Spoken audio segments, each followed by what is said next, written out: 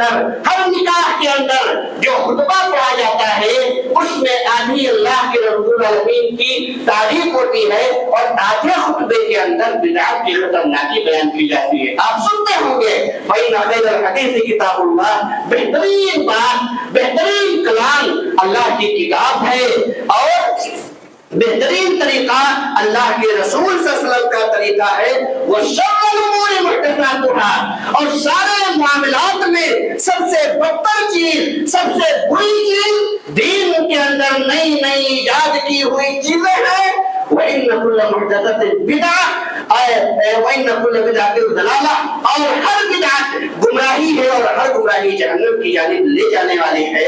لہذا میرے بھائیوں اس بدعت سے اجتناب کرنا چاہیے، اور بدعت چاہے اچھے انداز سے آپ کے سامنے آئے، اچھے شکل و صورت میں آپ کے سامنے آئے، بدعت ہے، بدعت گمراہی ہے، چاہے وہ عبادات کے نام پہ آئے، خوشی منانے کے نام پہ آئے، بدعت گمراہی ہے اور ہر گمراہی جہنم کی جانب لے جانے والی ہے۔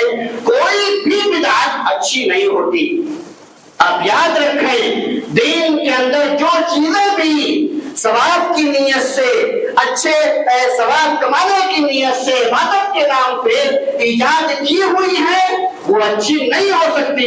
امام مالک رحمہ اللہ کا قول میں آپ کے سامنے پیش کروں۔ امام شاطبی رحمہ اللہ اپنی عقیدے کی مشہور کتاب الاعتصام میں ذکر کرتے ہیں کہ امام مالک کے قول کو انہوں نے ذکر کیا۔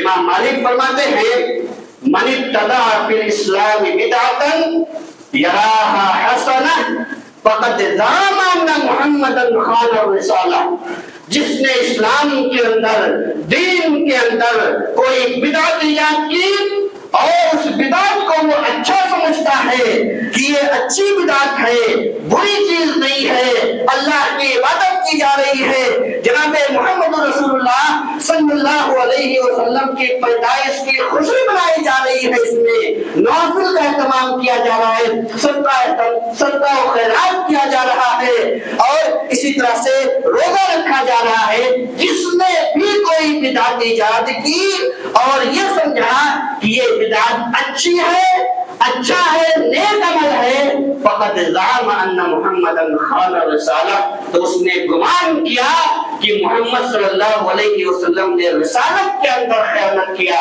ایک اچھی چیز تھی، ایک اچھا عمل تھا، اللہ رب العالمین نے آپ کو حکم دیا اور آپ نے امت کو نہیں بتایا، بعد کے لوگوں نے اسے کیا کیا پتہ لگایا اور اس پر عمل کرنا شروع کیا۔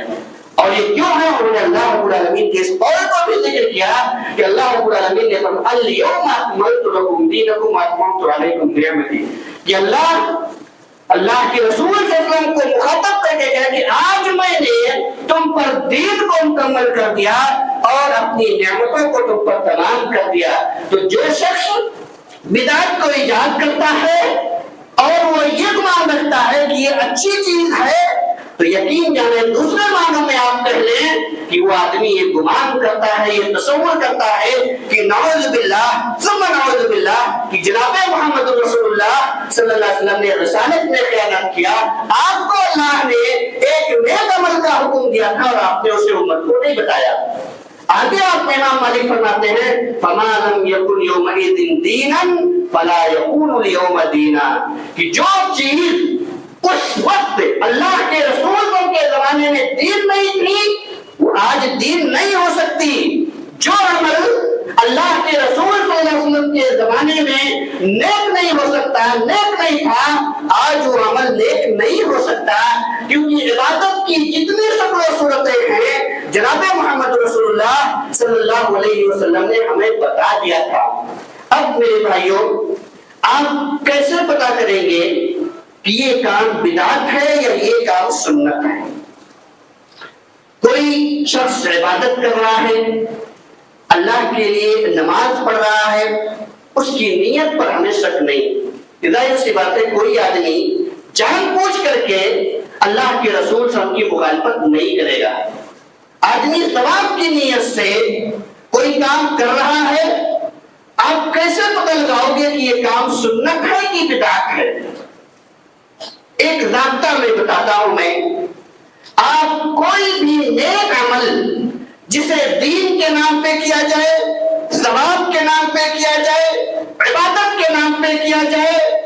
اچھے کام کے نام پہ کیا جائے، آپ دیکھیں کہ اس عمل کے اندر، اس نیک کام کے اندر یہ 6 چیزیں آپ ضرور دیکھیں، 6 چیزیں آپ ضرور دیکھیں۔ ان 6 چیزوں کو آپ دیکھ لیں گے تو آپ کو پتا چل جائے گا کہ یہ عمل، یہ عبادت، یہ کام سنت ہے یا بدعت ہے۔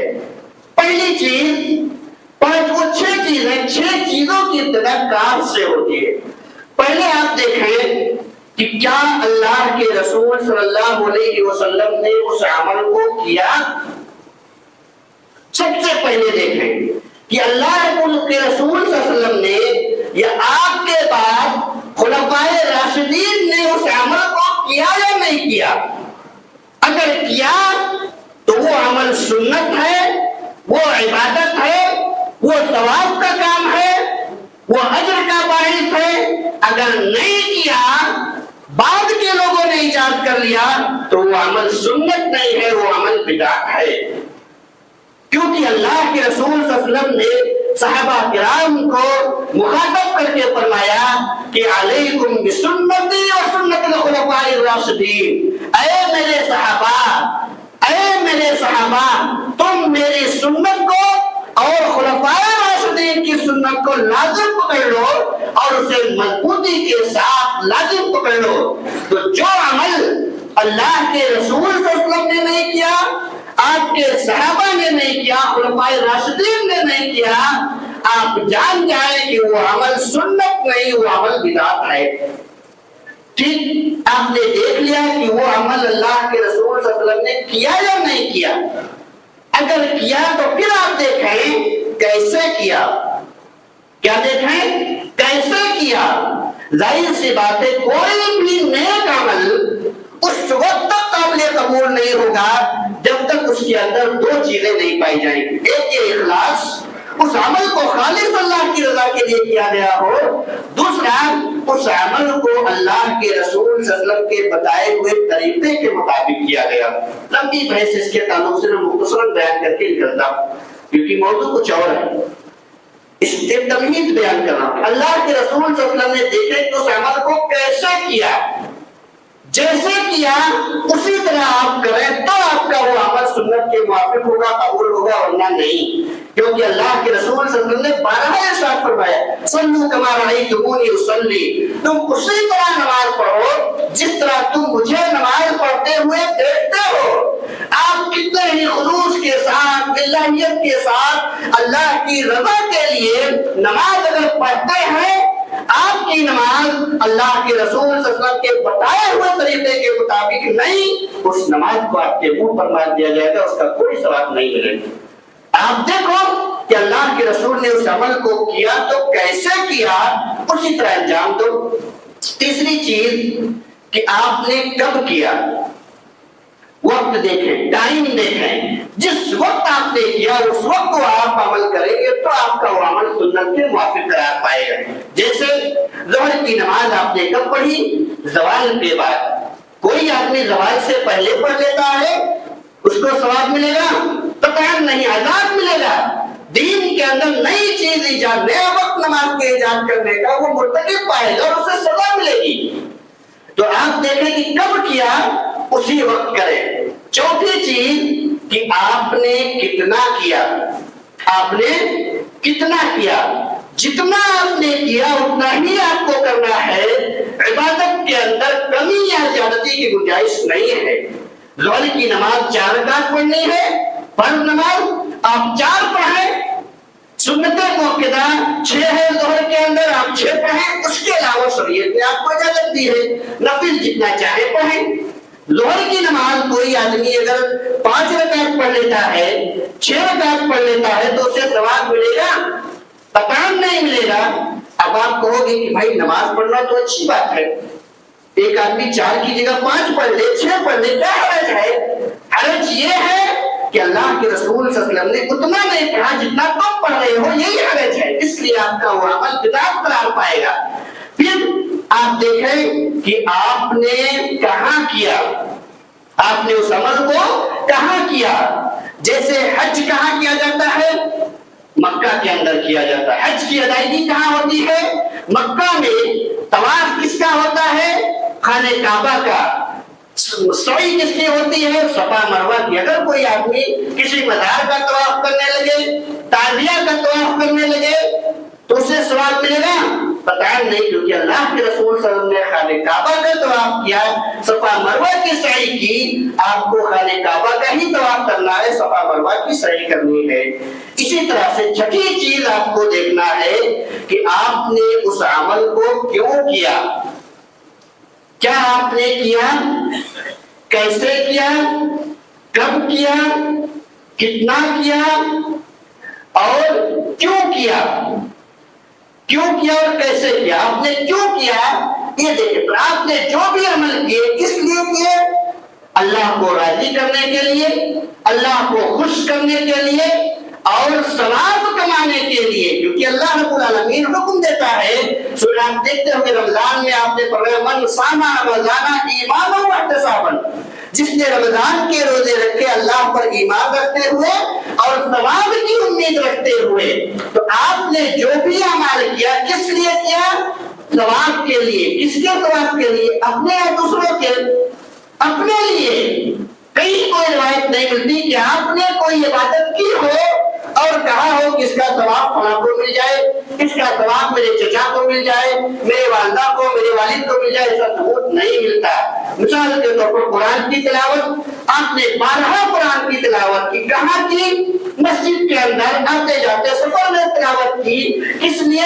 اپنا ثواب پانے کے لیے. اگر کوئی شخص اسی قرآن کی تلاوت کو جا کے قبرستان میں کرتا ہے اور اس کے ثواب کو کسی مردہ شخص کو بخشتا ہے تو اس کا یہ عمل سنت نہیں بدعت قرار پائے گا. تو میرے بھائیوں، آپ کو اگر پتہ لگانا ہے کہ کوئی عمل سنت ہے یا نہیں تو 6 چیزوں کو بغور دیکھیں اس عمل کے اندر. آئیے چند شبہات بدعت کے تعلق سے میں آپ کے سامنے رکھوں کہ جو لوگ شبہ پیش کرتے ہیں. بہت سارے لوگ آپ کہتے ہیں کہ آخر اچھا ہی تو کام ہے، حرج کیا ہے، مسئلہ کیا ہے؟ نماز پڑھنے سے تم لوگ منع کرتے ہو، روزہ رکھنے سے منع کرتے ہو، صدقہ و خیرات کرنے سے منع کرتے ہو، نماز پڑھنا کوئی بری بات ہے؟ میرے بھائیوں، ایک ضابطہ آپ یاد کر لیں کہ کوئی بھی عمل، نیک عمل کے لیے نیک عمل اس وقت تک قرار نہیں پائے گی جب تک کہ اس پر اللہ کے رسول صلی اللہ علیہ وسلم کا ٹھپا نہ لگا. نیک عمل کے لیے کسی بھی کام پر ثواب ملنے کے لیے یہ کافی نہیں کہ وہ عمل اچھا ہو. اس اچھے عمل پر اس وقت ثواب ملے گا جب اسے اللہ کے رسول صلی اللہ علیہ وسلم کی منظوری ملے گی، آپ کی مہر اور آپ کا ٹھپا لگا ہوگا. ایک حدیث صحیح بخاری کی میں بیان کرتا. 3 لوگ اللہ کے رسول صلی اللہ علیہ وسلم کے دور میں آپ کی امہات کے پاس آئے، امہات المؤمنین کے پاس آئے پوچھنے کے لیے کہ اللہ کے رسول صلی اللہ علیہ وسلم کیسا کیسا عمل کرتے ہیں. انہوں نے بتایا تو حدیث کے الفاظ ہیں کہ انہم تقالوها، ان لوگوں نے ان اعمال کو، اللہ کے رسول صلی اللہ علیہ وسلم کے عمل کو کمتر جانا اور کہا کہ اللہ کے رسول صلی اللہ علیہ وسلم کو زیادہ عبادتوں کی ضرورت نہیں تھی، آپ کے اگلے پچھلے سارے گناہ معاف تھے، لہذا ان لوگوں نے 3 عہدوں پہ ایمان کیے. آپ غور سے دیکھ. ایک نے کہا کہ میں پوری رات نماز پڑھوں گا، نوافل کا اہتمام کروں گا، تہجد کی نماز پڑھوں گا اور رات میں کبھی سوؤں گا نہیں. ٹھیک ہے، تہجد کی نماز پڑھنا یہ ثابت ہے، اس کی بڑی فضیلت آئی ہے. اللہ کے رسول صلی اللہ علیہ وسلم نے عام طور پر 11 رکعات تہجد کی نماز پڑھی ہے، لیکن یہ نفل نماز اس کی کوئی حد نہیں ہے. کوئی آدمی 11 سے زیادہ 19 پڑھے، 21 پڑھے، 23 پڑھے، 31 پڑھے، کوئی حرج نہیں ہے. لیکن ان لوگوں نے دیکھیے کیا کہا، ایک نے کہ میں پوری رات اللہ کی عبادت کروں گا، تہجد کی نماز پڑھوں گا اور رات میں سوؤں گا نہیں. دوسرے نے کہا کہ میں ہمیشہ دن میں روزے سے رہوں گا اور دن میں کبھی افطار نہیں کروں گا، روزہ نہیں توڑوں گا. تیسرے نے کہا کہ لوگ شادی بیاہ کرتے ہیں، بال بچوں میں پھنس جاتے ہیں، انہیں اللہ کی عبادت نہیں کر پاتے، لہذا میں اللہ رب العالمین کی عبادت کی خاطر شادی نہیں کروں گا اور فری ہو کر اللہ کی عبادت کروں گا. کس کا انہوں نے عہد و پیمان کیا؟ نماز کا، روزے کا، اللہ کی عبادت کا۔ جب یہ بات اللہ کے رسول صلی اللہ علیہ وسلم کو معلوم ہوئی، آپ تشریف لائے اور کہا انتم الذین قلتم کذا و کذا، کیا تم لوگوں نے ایسی ایسی باتیں کی ہیں؟ ان لوگوں نے کہا ہاں۔ تو آپ نے فرمایا، حدیث کے الفاظ سنیے، اما اللہ انی لاخشاکم للہ واتقاکم لہ، کہ اے لوگوں، اللہ کی قسم میں تم میں سب سے زیادہ اللہ سے تقوی اختیار کرنے والا اور اللہ سے ڈرنے والا ہوں، لیکن میرا معاملہ کیا ہے؟ لیکن اصوم وافطر واصلی وارقد واتزوج النساء، لیکن میرا معاملہ یہ ہے کہ میں رات میں نماز بھی پڑھتا ہوں، سوتا بھی ہوں، دن میں اپنی روزے بھی رکھتا ہوں اور کبھی نہیں بھی رکھتا، اور میں نے شادیاں بھی کر رکھی ہے۔ فمن رغب عن سنتی فلیس منی، جس نے میری سنت سے اعراض کیا، میرے طریقے سے اعراض کیا،